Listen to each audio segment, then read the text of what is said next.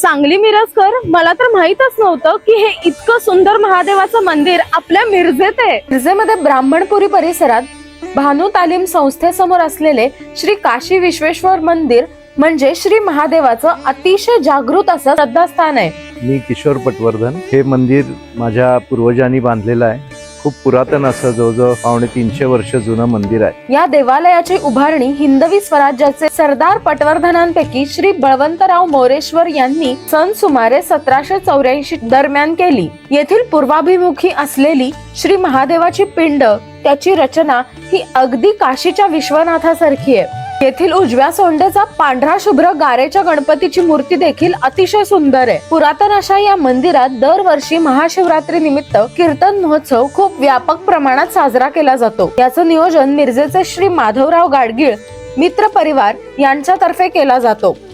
या संपूर्ण उपक्रमाचे नियोजन येथील भाविक श्री जितेंद्र सव्वाशे यांच्या मंडळातर्फे केले जाते। यंदा आम्ही या पूर्ण मंदिराच्या प्रांगणाचं सुशोभीकरण केलं।